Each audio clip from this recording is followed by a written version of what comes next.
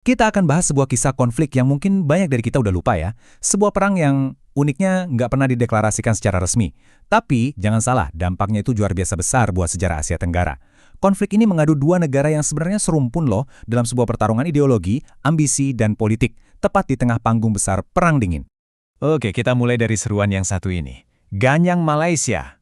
Wah, ini benar-benar sebuah teriakan perang yang dilontarkan oleh Presiden Soekarno dan langsung jadi simbol dari seluruh konflik ini. Ini bukan cuma slogan kosong ya. Ini adalah sebuah kebijakan nasional yang membawa dua negara tetangga ke jurang perang terbuka. Nah, ini dia pertanyaan utamanya. Apa sih yang bikin Indonesia sampai melancarkan kebijakan konfrontasi yang seagresif ini sama tetangganya sendiri? Buat ngerti itu semua, kita perlu mundur sedikit, kembali ke awal mula pembentukan sebuah negara baru. Jadi, semuanya ini berawal dari sebuah ide, sebuah rencana buat menyatukan bekas-bekas jajahan Inggris jadi satu negara baru yang utuh. Kalau dilihat sekilas, di atas kertas, ini kayaknya langkah yang logis banget kan? Proses dekolonisasi biasa, Inggris mau cabut dari wilayah itu, dan ya udah, koloninya digabungin aja jadi satu negara yang stabil. Tapi, ternyata nggak semua orang ngelihatnya begitu. Nah, disinilah letak masalahnya. Ada jurang pemahaman yang dalam banget. Buat Inggris dan Malaya, ini soal kemajuan, soal kemerdekaan. Tapi, buat Indonesia di bawah Soekarno, ini adalah bentuk baru penjajahan. Soekarno menyebutnya neokolonialis, singkatan dari neokolonialisme dan imperialisme. Jadi di matanya, Malaysia itu cuma negara boneka yang dikendalikan Inggris buat mengepung Indonesia. Ini bukan lagi sekedar sengketa biasa, ini adalah garis depan perang global melawan pengaruh Barat. Penolakan ideologis tadi itu dengan cepat banget berubah jadi sebuah kebijakan resmi yang agresif. Coba kita lihat gimana prosesnya. Konfrontasi. Nah, ini kata kuncinya.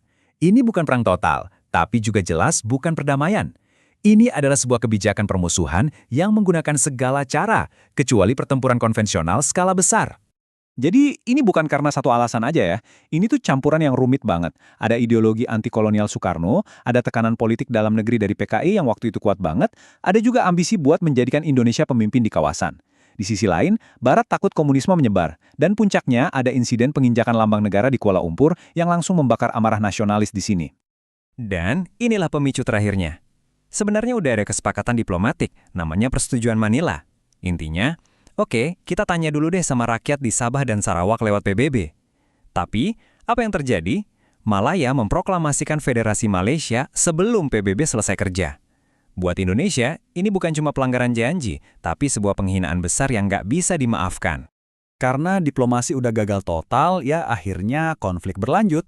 Bukan lagi adu kata-kata, tapi aksi militer, meskipun caranya sangat spesifik. Jadi, lupain soal tank atau jet tempur. Medan perang utamanya konfrontasi itu adalah hutan belantara Kalimantan yang lebat banget.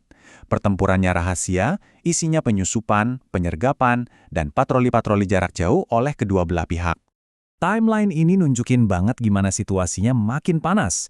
Awalnya cuma mendukung pemberontakan lokal di Brunei, terus meningkat jadi serangan lintas batas oleh penyusup yang dilatih di Indonesia. Pas Malaysia resmi berdiri, Indonesia langsung bereaksi keras. Puncaknya adalah upaya nekat buat membawa perang langsung ke jantung Malaysia, ke Semenanjung Malaya, meskipun akhirnya gagal. Walaupun sering disebut perang intensitas rendah, konflik ini tetap mematikan.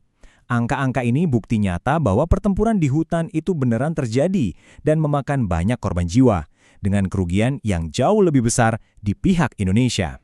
Tapi ternyata titik balik konflik ini nggak terjadi di medan perang Kalimantan, justru terjadi di jalanan ibu kota Indonesia sendiri. Peristiwa ini, Gerakan 30 September, itu seperti gempa bumi politik. Satu malam yang penuh kekerasan dan kebingungan di Jakarta, yang akhirnya bukan cuma mengakhiri karir politik Soekarno, tapi juga konfrontasi itu sendiri. Coba kita urutkan kejadiannya. Ada upaya kudeta yang menciptakan kekacauan. Lalu Soeharto muncul buat memulihkan ketertiban. Nah, PKI yang selama ini jadi motor penggerak ideologis konfrontasi dituduh sebagai dalang dan akhirnya dihancurkan. Akibatnya apa? Kekuasaan pelan-pelan bergeser dari Soekarno ke Soeharto. Dan rezim baru ini punya masalah dalam negeri yang jauh lebih besar dan nggak tertarik lagi buat nerusin perang mahal lawan Malaysia. Dengan perubahan dramatis di Jakarta, akhir dari konfrontasi pun datang dengan sangat cepat dan tegas. Coba lihat betapa cepatnya semua ini berakhir. Begitu rezim di Indonesia berganti, langkah-langkah menuju perdamaian langsung diambil. Cuma dalam beberapa bulan, negosiasi dimulai, pertempuran dihentikan, dan perjanjian damai pun ditandatangani. Dan yang paling penting, akhir konfrontasi ini bukan cuma akhir dari sebuah perang. Ini adalah awal dari sebuah era baru. Hubungan yang kembali normal ini memungkinkan kedua negara buat membangun kepercayaan lagi dan bahkan jadi mitra pendiri ASEAN, sesuatu yang secara fundamental mengubah peta kekuatan di seluruh kawasan Asia Tenggara. Pada akhirnya, konfrontasi Indonesia-Malaysia ini jadi sebuah studi kasus yang luar biasa. Ini nunjukin gimana dinamika kekuatan regional dibentuk ulang setelah era kolonialisme dan betapa gejolak politik di satu negara bisa tiba-tiba mengubah total peta geopolitik dunia. Sebuah pengingat yang kuat banget tentang betapa eratnya hubungan antara nasib sebuah bangsa dan tatanan dunia di sekitarnya.